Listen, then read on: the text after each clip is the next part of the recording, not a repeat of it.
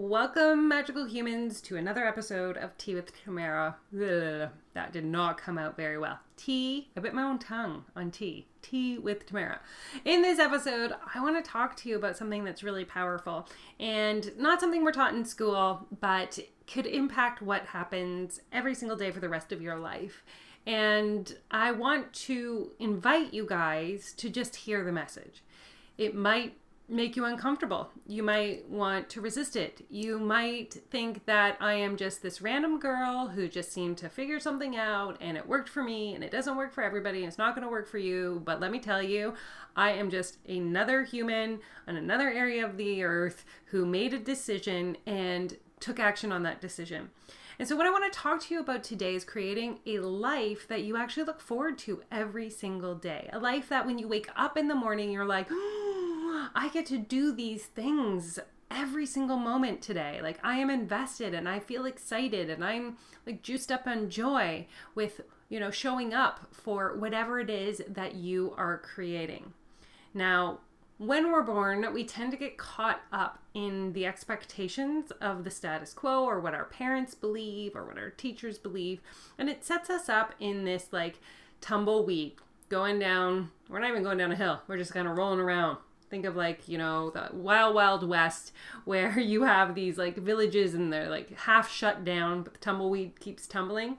And so we're kind of taught that, even if we didn't like a certain extracurricular sport, like if we joined soccer or art or, karate and we got into it and we didn't enjoy it, it just didn't vibe with us. It wasn't fun. And we were told, too bad for you. You need to stick things out. You started it, you finish it. It doesn't matter that it brings you zero joy. And so we were taught right from the beginning that we stay the long haul and we invest in what doesn't feel fun. And if we, have to do it because we were told to do it, whatever it is. And so we tend to find ourselves in these same discomfortable, that's a word, places in our lives, whether it's in relationships that aren't working, whether it's jobs that we just kind of like go to because they pay the bills, not because we like them, but because they pay the bills. We engage in activities that other people enjoy doing because, we just like to, do what other people, we don't want to be confrontational. We don't want to rock the boat. And so we tumble in this existence of what is known. And it doesn't feel good and it doesn't excite us and it doesn't make us feel like we're making an impact in the world or manifesting change in any way, shape, or form. To break this pattern requires a willingness to see things in a way you may have never seen them before. Untangling everything you've ever been taught or told as being real or something we have to follow. Because the truth of the matter is we were taught a standard or an expectation that was 80, 100 years old at this time in our lives. There was no way for the humans that lived on the earth to have access to what we have now.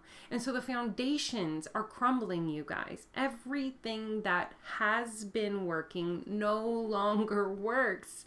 It doesn't vibrate the same way. It is not affecting change in the way that it's meant to be affecting change. We are meant to rise with this tide of what's possible in our world around us. And we have freedom now, and it's a beautiful freedom, to choose to do what feels good.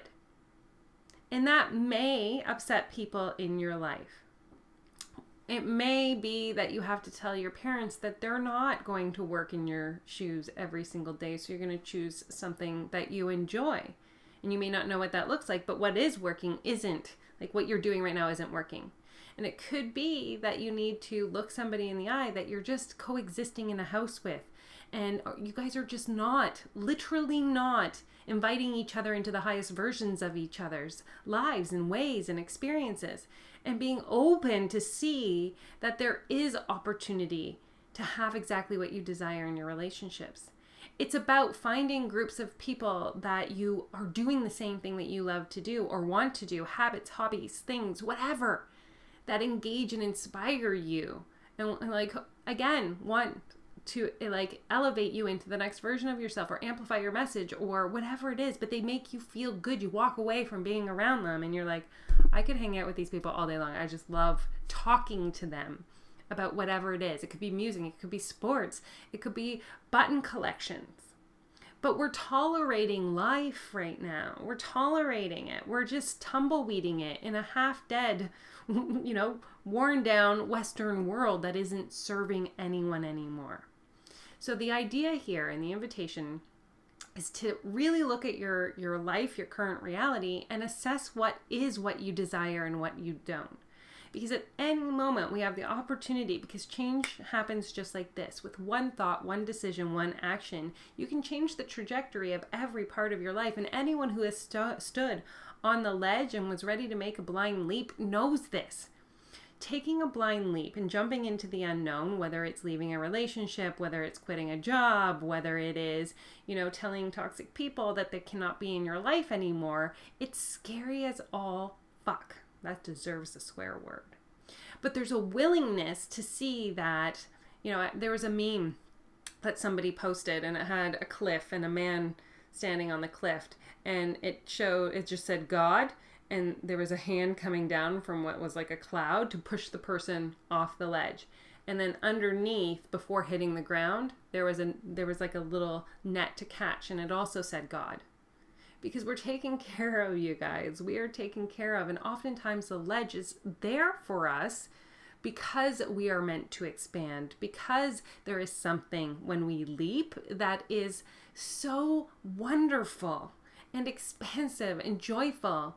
And even the experience of free falling during that little bit of time in limbo is a beautiful place to actually look within yourself and see what it is that you truly desire.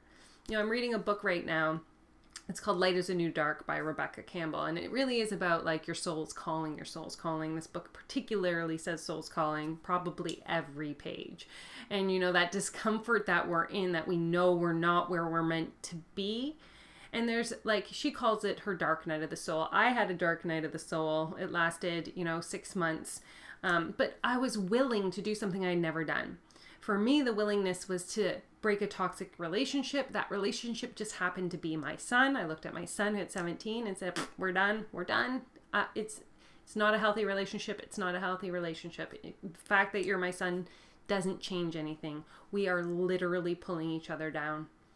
And I broke it. I severed that pattern that was cyclic for not just my generation, but generations that went back and back. And what it did is it gave us both the opportunity to raise our vibrations to something different, to find ourselves again after being in this toxic relationship. And after 6 months, in that 6 months, I started meditating and I started to receive guidance. That was what shifted for me, but I had to go deep in. I had to go look at the things, right? I had a willingness. And the same thing happened for my son.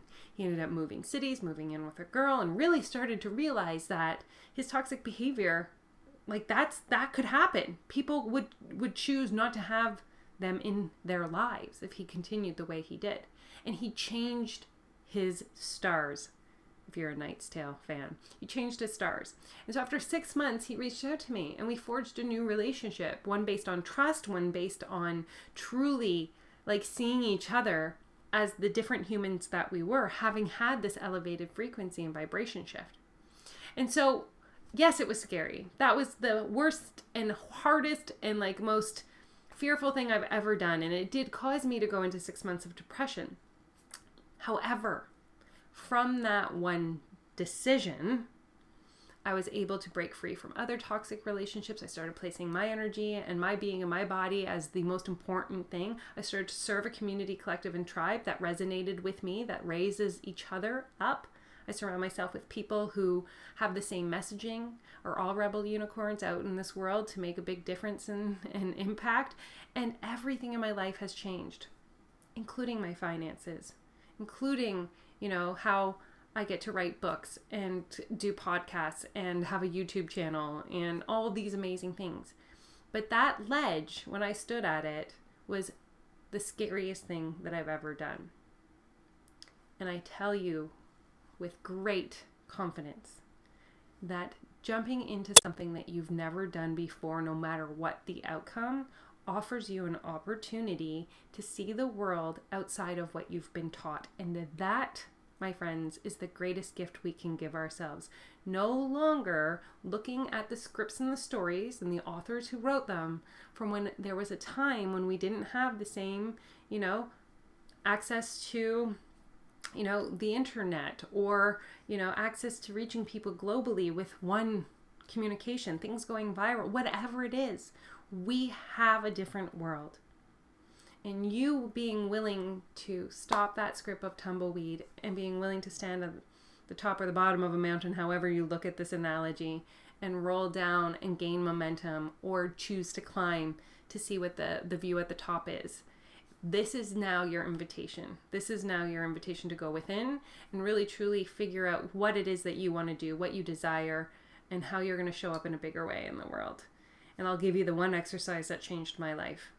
And it's an exercise I do with my clients. And it's an exercise I've told people to do in the past.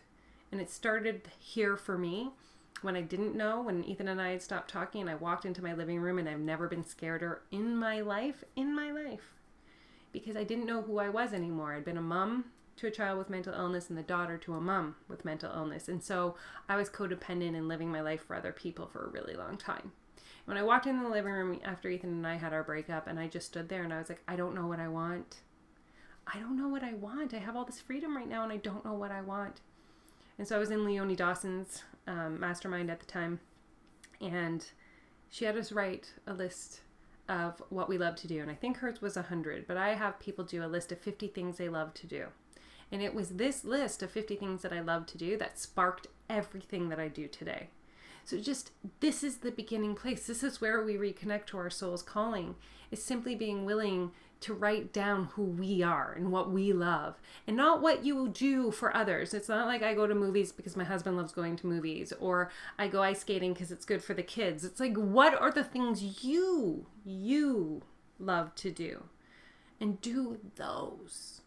Do more of those. It doesn't mean it has to look like something, but choosing you and choosing what lights you up is like fanning a spark, and that spark will grow, and then it will light you up, and then that light will shine out of you and light the path for somebody else. And it can be in any way, shape, or form. Thank you for staying with me to the end of this video. It's a big conversation that I really enjoy having. I would love to know your takeaways. I'd love to know if you did the 50 things you love to do and you want to just send me a message and say, I did it, Tamara, and this is what I discovered. That would be like the best message ever. You can email me at tamara@tamaraarnold.ca, or just hit messenger, and we'll put it in the YouTube comments here. I am so excited about what this means for you guys, and I hope you have a magical day.